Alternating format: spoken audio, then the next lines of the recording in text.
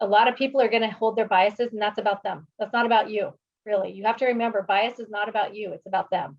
And so the best way to try to overcome it and to show who you are and what you can bring is to bring all of you, to bring the best of you, to bring the prepared you, to feel confident, to bring that confidence into your discussion in the interview. I think the real question here was about how do you do that during the interview process before you have history or experience.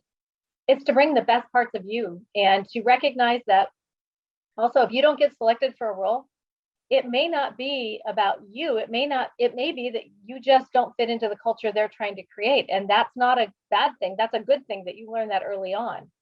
So I think the way to overcome those pieces is to feel confident in what you're talking about, to come prepared, and to bring all of who you are and not try to be someone you're not, because you are who you are, and that's what you're going to bring to the company. And if they see a genuine, authentic person, and they're a company that you might want to work for as a genuine, authentic person, then they're probably going to like you for who you are and not worry about the bias pieces.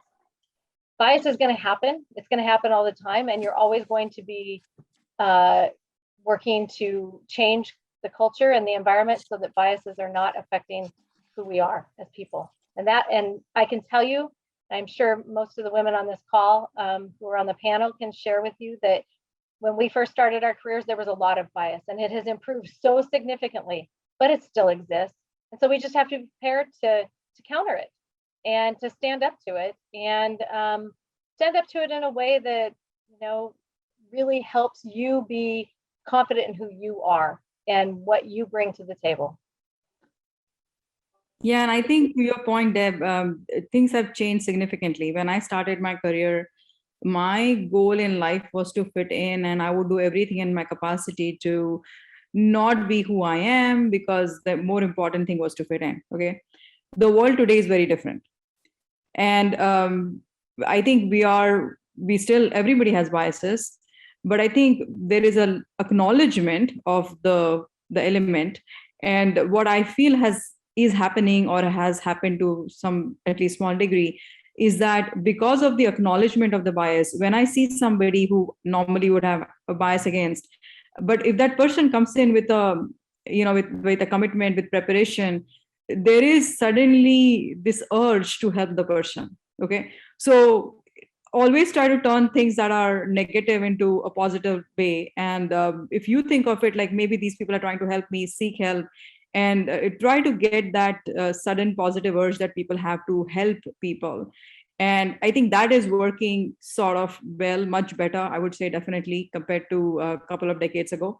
So take full advantage of that. So go into a situation, always do your best, come prepared, and just know that you're gonna hit the mark. You're gonna do it. Don't think otherwise that people are gonna be biased. If you think negatively, it's gonna work against you, right? So just go in and basically just conquer the world. The world is ready, and they are trying to help. So just keep that in mind as well. And I'd add about biases.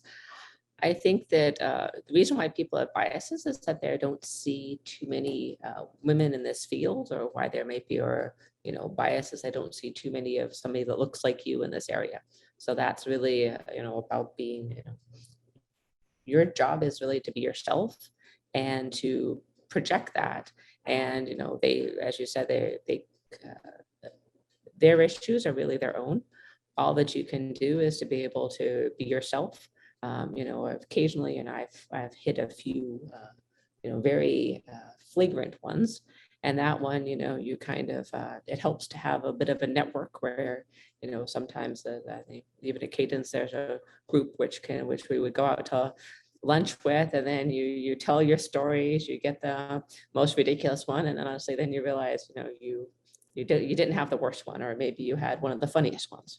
Right. But if you take that as it's gonna happen, I think the networks help venting to get that out. But basically, it's really a model of people aren't used to seeing something, and when they're not used to seeing something, that's why when they're gonna have their implicit biases, whatever this.